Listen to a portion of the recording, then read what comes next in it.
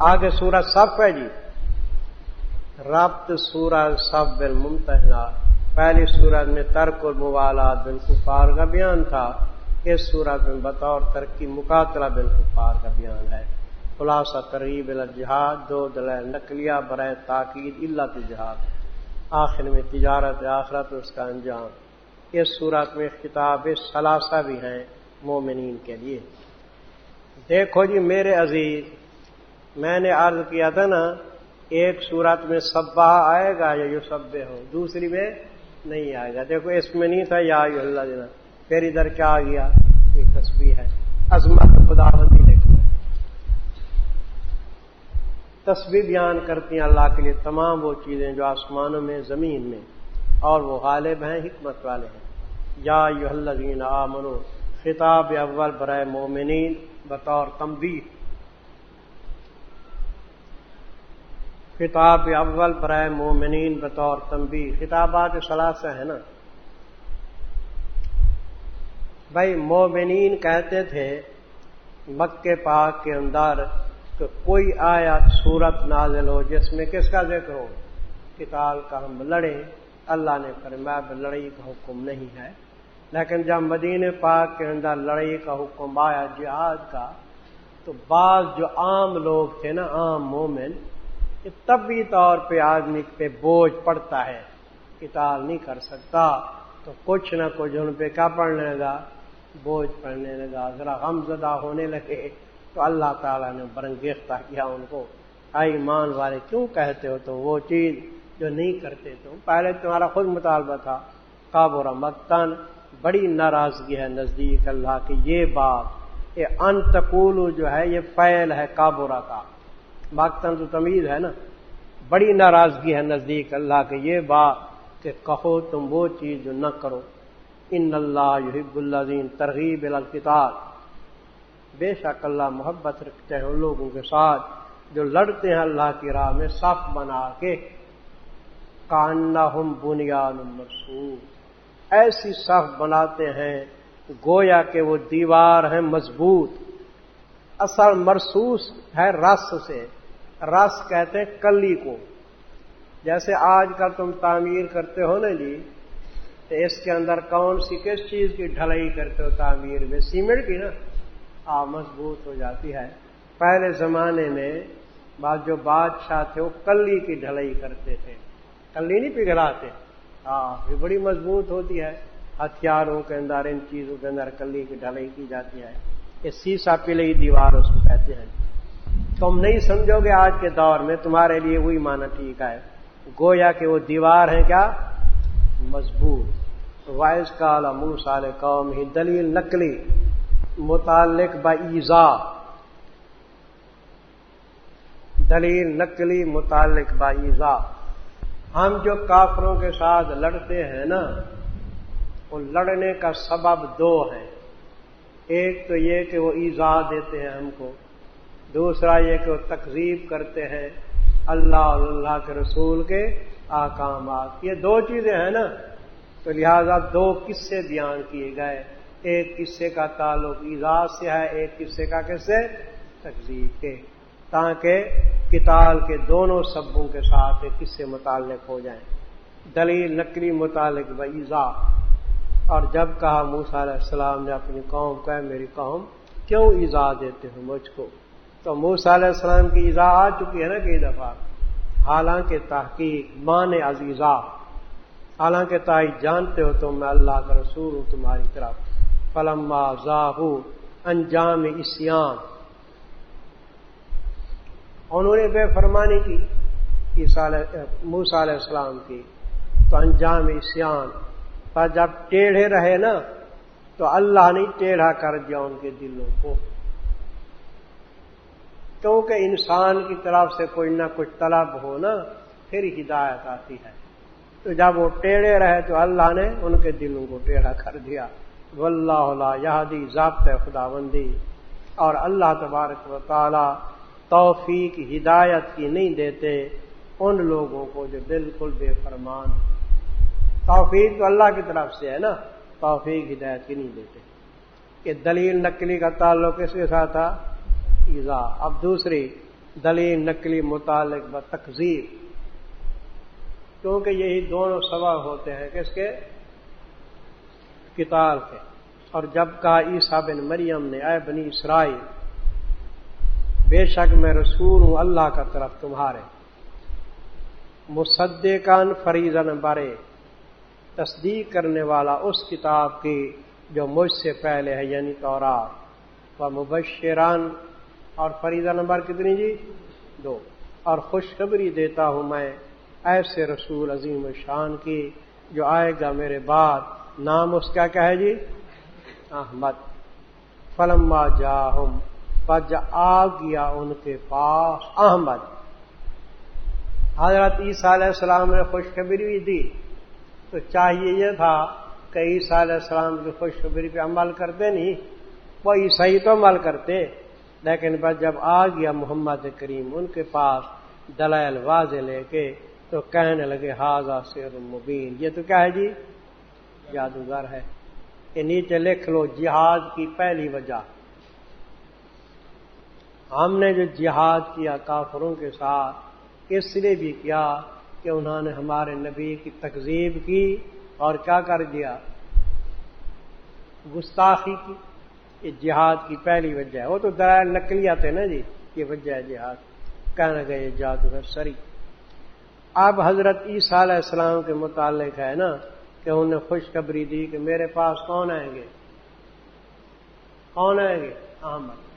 تو بابا انجیل میں لکھا ہوا ہے، آج کل بھی لکھا ہوا ہے کہ عیسیٰ علیہ السلام نے فرمایا کہ میرے بعد فار کلیت آئے گا۔ کون آئے گا؟ فار کلیت، اور اس کا آنا ضروری ہے فار کلیت کا، سمجھے؟ فار کلیت عبرانی لفظ ہے، اس کا معنی عربی میں کیا ہوتا ہے؟ احمد ہوتا ہے۔ کہاں لکھا ہوا ہے؟ لکھنا ہے تو لکھ لو انجیل یوحنا، انجیل یوحنا باب نمبر 14 بشارت متعلق فار کلیت، تفسیر حقانی کے اندر اس کی پوری تشریح ہے۔ انجیل یوحنا باب نمبر 14 بشارت متعلق فار کلیت۔ آگے جی ومن اظلم، جہاد کی دوسری وجہ وہ ہے افتراء علی اللہ۔ جہاد کی پہلی وجہ ہے مخالفت رسول، اور جہاد کی دوسری وجہ کیا ہے؟ افتراء علی اللہ۔ اور کون بڑا ظالم ہے؟ اس شخص سے جو باندھتا ہے اللہ کے اوپر جھوٹ، واہ ہوا یدعا، شرک کرتا ہے نا، حالانکہ وہ بلایا جاتا ہے تعالیٰ اسلام کے، اور اللہ تعالیٰ نہیں رہنمائی کرتے ایسے بے ڈھنگے لوگوں کی۔ یریدون لیطفئوا، جہاد کی تیسری وجہ کہ وہ اس در پایا ہے کہ دین اسلام کو مٹا کے رکھ دیں۔ جہاد کی تیسری وجہ ہے ارادہ کرتے ہیں تاکہ مٹا دیں اللہ کے نور کو، دین اسلام اپنے منہ کے ساتھ، حالانکہ اللہ تعالیٰ پورا کرنے والے ہیں اپنے نور کو، اگر کہ مکروہ سمجھے کافر۔ نور خدا ہے کفر کی حرکت پہ خندازان، پھونکوں سے یہ چراغ بجھایا نہ جائے گا۔ هو الذی ارسل رسولہ، سبب اتمام نور ہے نا، واللہ متم نورہ، اللہ اپنے نور کو مکمل کر کے رکھیں گے۔ سبب اتمام نور، کس کے ذریعے نور کو مکمل کریں گے؟ حضور کے ذریعے۔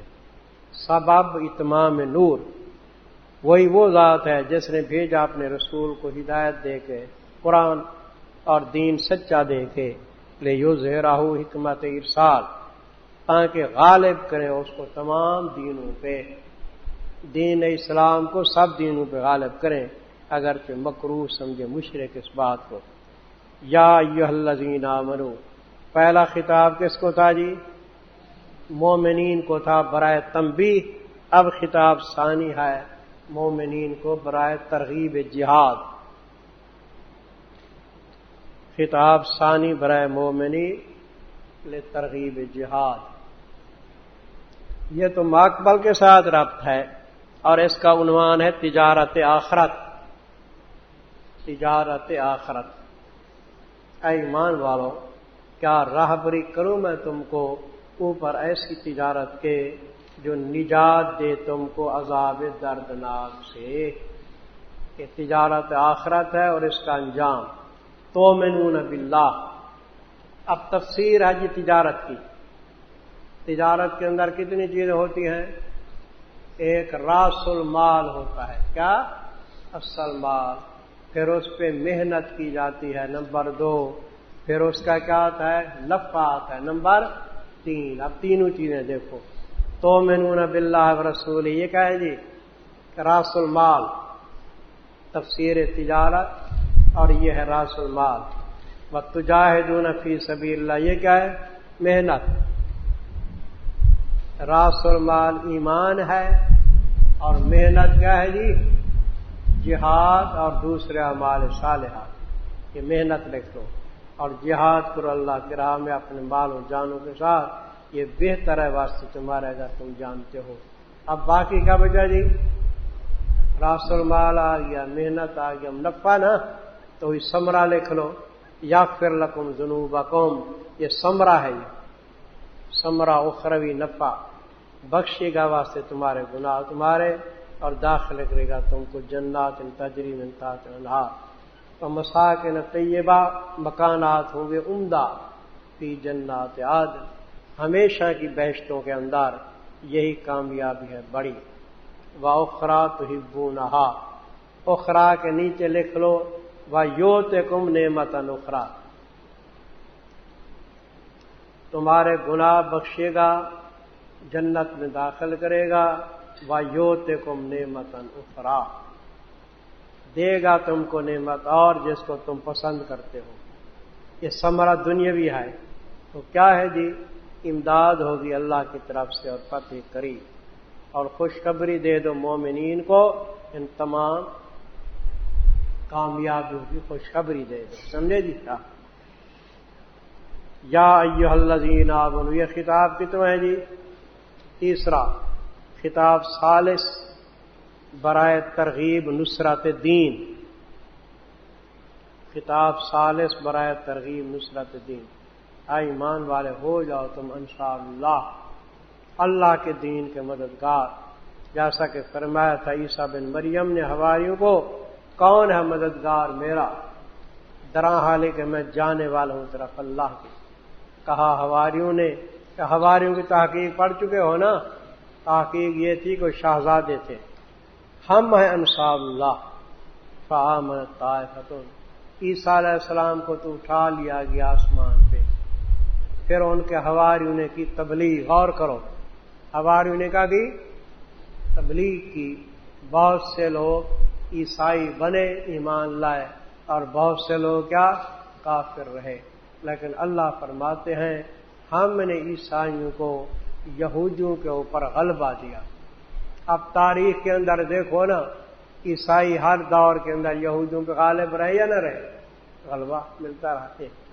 پس ایمان لایا حواریوں کی تبلیغ کے بعد ایک گروہ بنی اسرائیل سے اور کفر گریائے گروہ نے. لیکن امداد کی ہم نے مومنین کی. مومن سے مراد کون ہے؟ وہ جو عیسیٰ علیہ السلام ہے. اوپر ان کے دشمنوں کے پاس بہت ظاہری، وہ غالب ہو گئے. یہ عیسیٰ علیہ السلام کے بعد، رب عیسیٰ کے بعد بات ہے.